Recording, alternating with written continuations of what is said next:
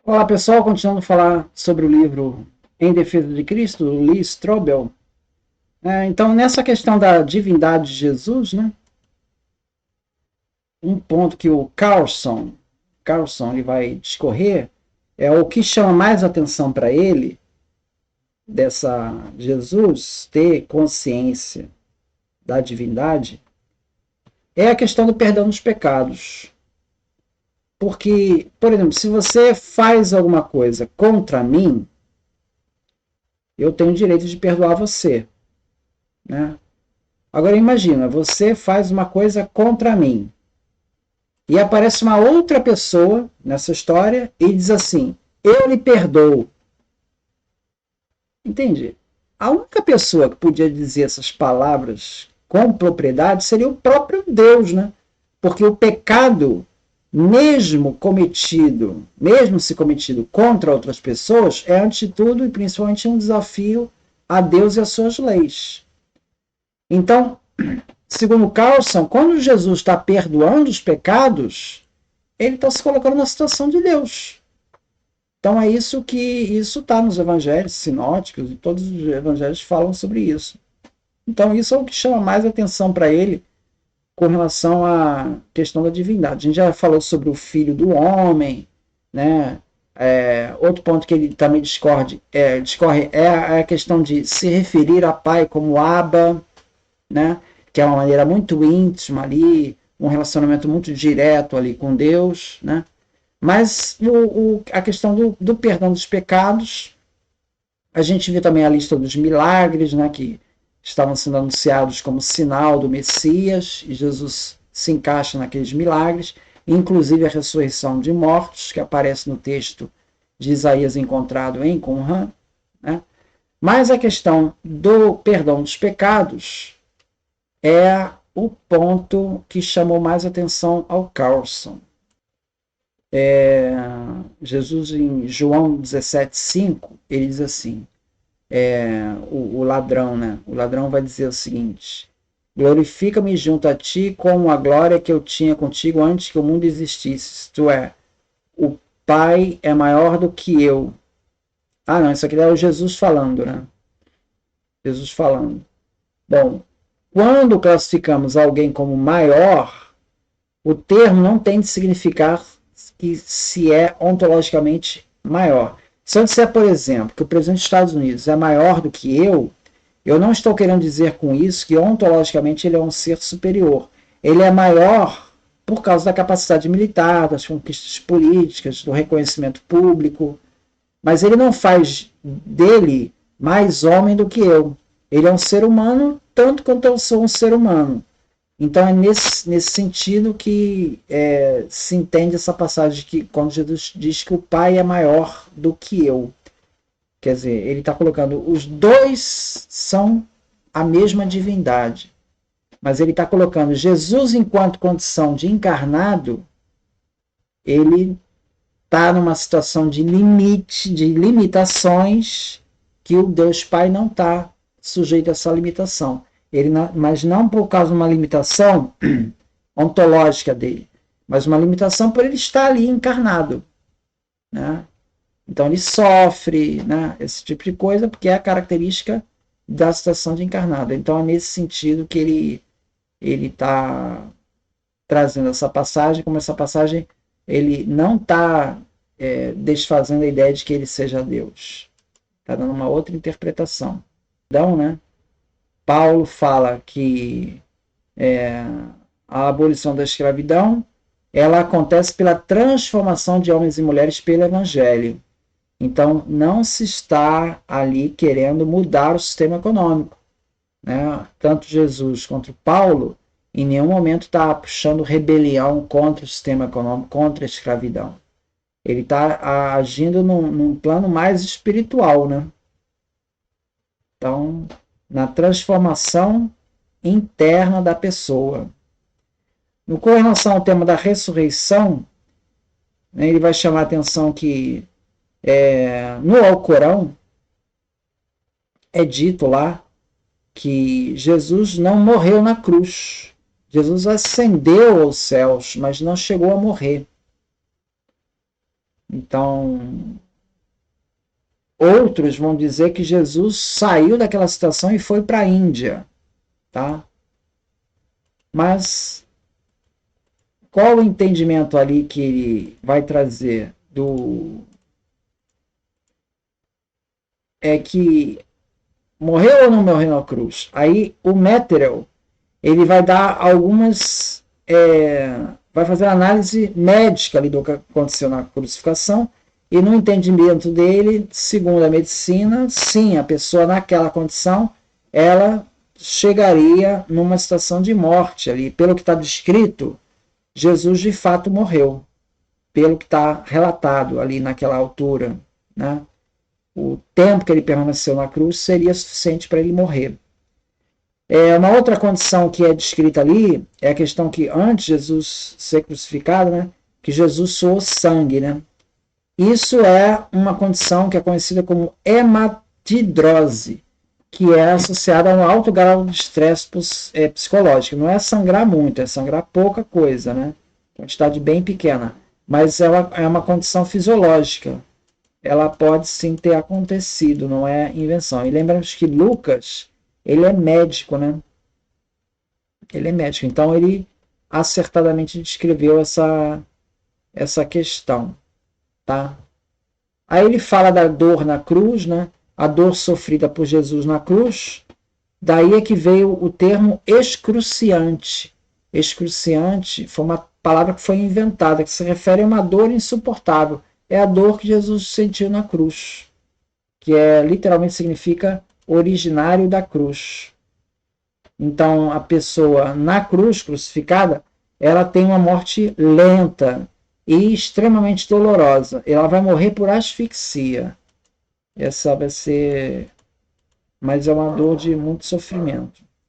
A situação de crucificação, ela foi confirmada arqueologicamente. Em 1968 foi encontrado o corpo, né, o esqueleto, né, os restos mortais, né, de um indivíduo chamado Yohanan, que foi crucificado. E aí tinha um cravo de 17 centímetros cravado no pé, juntando os dois pés. Os dois pés estavam presos por um cravo espetado de 17 centímetros. Então, o cravo, ele varou o osso até prender o outro pé. Então, é uma situação que esse Yohanan experimentou e que provavelmente é algo semelhante que tenha acontecido ali com Jesus, tá? Então, são descrições que elas aparecem como razoáveis ali, como historicamente factíveis dentro de uma situação de um indivíduo que seja crucificado. Nessa parte da ressurreição, ele vai fazer uma entrevista com William Lane Craig. William Lane Craig e o Gary Habermas também, né? São dois especializados aí em ressurreição. Então ele diz assim: considerando a raiva e o ressentimento que os primeiros cristãos tinham em relação aos líderes judeus que haviam instigado o povo a pedir a crucificação de Jesus, é altamente improvável que tenha inventado alguém como José de Arimateia para dar a Jesus um sepultamento honroso, especialmente quando todos os seus discípulos o abandonaram. Além disso, não inventaria um membro específico de um grupo específico que poderia ser conferido e investigado por qualquer pessoa. Portanto, José de Arimateia é um personagem histórico, tá?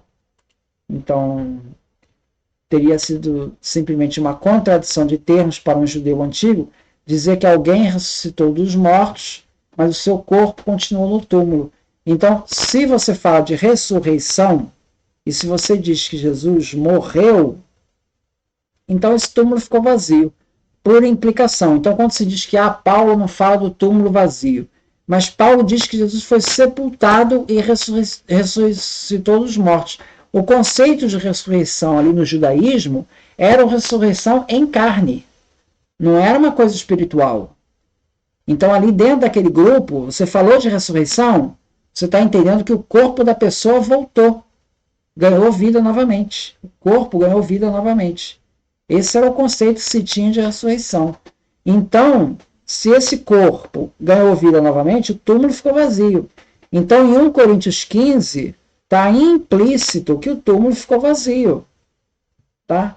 Porque esse é o entendimento que se tinha de ressurreição entre os judeus.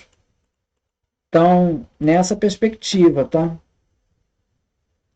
Com relação a detalhes que poderiam não ser históricos, né? Fala-se muito do detalhe de Mateus, com que quando Jesus ressuscitou, foi morto, né? Que os mortos ressuscitaram e foram para Jerusalém. Né? Essa narrativa só está em Mateus. Então ele diz o seguinte: olha, nós temos também contradições, por exemplo, nas narrativas de Aníbal, quando ele atravessou os Alpes para atacar Roma. Mas nenhum historiador vai questionar que Aníbal não fez essa campanha. Então você pode ter elementos ali que não batem, mas isso não descarta o registro histórico como um todo. Então, com relação a essa ressurreição no terceiro dia, não é no terceiro dia, né? Porque na verdade Jesus morreu sexta-feira à tarde, então sexta à tarde, sábado à tarde, domingo. Então são 2 dias só, né? Não são 3. Mas aí o William Lane Craig chama a atenção. Na época, os judeus contavam de uma maneira diferente. Então, sexta-feira à tarde já está contando um dia. Sábado, 2. Domingo, 3. Entendeu? Eles contam a contagem parcial. Era assim que era contado na época. Então, para a contagem da época, é 3 dias mesmo. Jesus ressuscitou no terceiro dia. Com relação ao túmulo vazio, novamente, esse relato é dado, as primeiras testemunhas foram as mulheres, que elas não eram bem vistas como testemunhas, né? A mulher não tinha um status muito confiável naquela sociedade que era extremamente machista. Então, se fosse para inventar uma história de túmulo vazio, você escreveria com testemunhas mais confiáveis, né? Então, assim, isso é um testemunho, no mínimo, embaraçoso. Então, depõe a favor da autenticidade. Então, em Atos 13, 29, Paulo diz: tendo cumprido tudo que estava escrito a respeito dele, tiraram do madeiro e colocaram no sepulcro. Mas Deus o ressuscitou dos mortos, e por muitos dias foi visto por aqueles que tinham ido com ele da Galiléia para Jerusalém. Então, sem sombra de dúvida, o túmulo está implícito, o túmulo vazio, né? Então, se não tivesse vazio, seria impossível criar um movimento fundado a partir da crença da ressurreição, porque bastava você ir no túmulo e você ia ver que não estava vazio. Então, túmulo vazio é um elemento importante. E também porque não foi feito lugar de culto, né? O sepulcro de Jesus não virou lugar de culto. Por quê? Porque não tinha o que comemorar ali, né? A comemoração estava na ressurreição. Aí vem o William Lane Craig dizer o seguinte: mas a hipótese que Deus ressuscitou Jesus da morte não contradiz a ciência ou qualquer fato experimental conhecido. Ela apenas requer a hipótese que Deus existe. Aqui é questionável, né? Porque você pode dizer que questiona um fato experimental. Existe um fato experimental que todas as pessoas morrem. Esse é um fato experimental conhecido.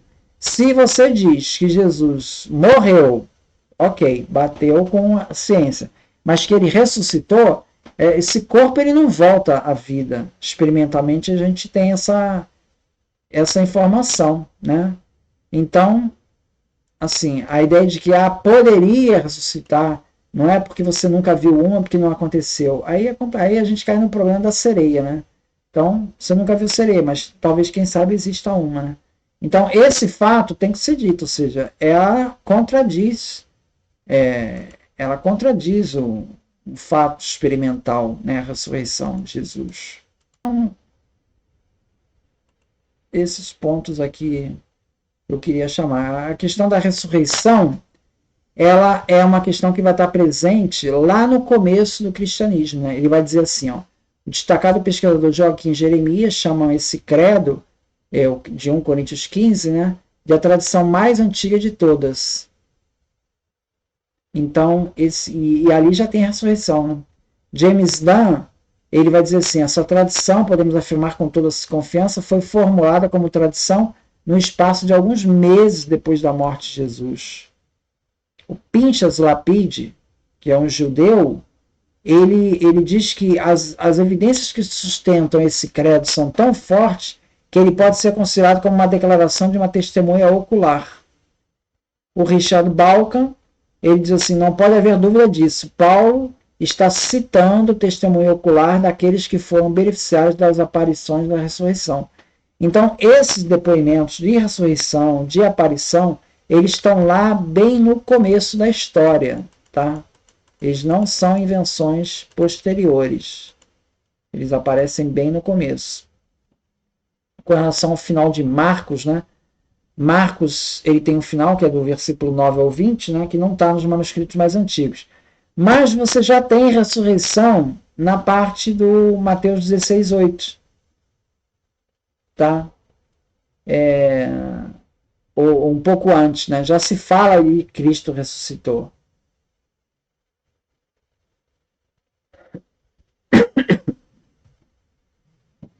Então, mesmo que a gente não conte com esse final longo de Marcos, ele já tem a parte da ressurreição, já está na parte que sobrou. Marcos 16, 7 se diz, Jesus diz, vão e digam aos discípulos dele e a Pedro, ele está indo adiante de vocês para a Galiléia, lá vocês o verão, como ele lhes disse. Isso concorda com Coríntios 15, 5, que confirma que Jesus apareceu a Pedro, e também com Lucas 24, 34. Então você veja que o relato de 1 Coríntios 15, carta paulina, está concordando com os evangelhos. Portanto, o que Marcos predisse sobre Pedro cumpriu-se, e verificamos que é em dois credos antigos e muito confiados da igreja, bem como das próprias palavras do próprio Pedro, descritas em Atos, que são concordantes. Então, são relatos que são tão concordantes com testemunhos distintos, né? A ideia de alucinações, ela não é algo que poderia ser visto por um grupo de pessoas. Também não é possível que alguém induza a outra a ter uma alucinação. Então, a tese das alucinações, isso Gary Habermas falando, ela é pouco factível. Então, esses são os pontos que eu gostaria de destacar. E no final ele vai dizer o seguinte, que o relato todo dos relatos dos evangelhos, ele é crível por uma série de razões. Primeiro, os discípulos morreram por suas crenças, né? Eles morreram pela crença na ressurreição, né? Prova 2, céticos foram convertidos. Por exemplo, o caso do Tiago, irmão de Jesus. O que explicar a conversão de Tiago, irmão de Jesus, né? Seria a ressurreição. Terceiro, mudanças em estruturas sociais fundamentais.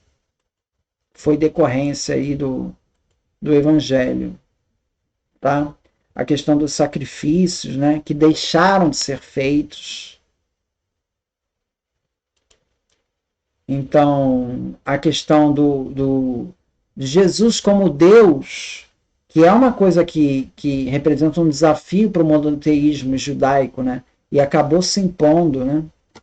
A questão da mudança da data de sábado para domingo, também são todas questões muito presentes que só se justificam por uma razão bem forte, né?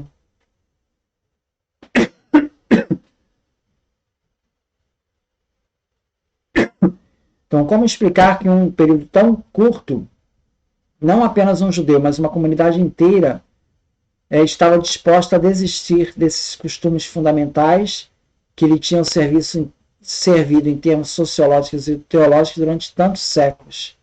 Né, a questão da circuncisão, do sábado, das leis alimentares, tudo isso não foi seguido pelos cristãos. O que poderia explicar isso?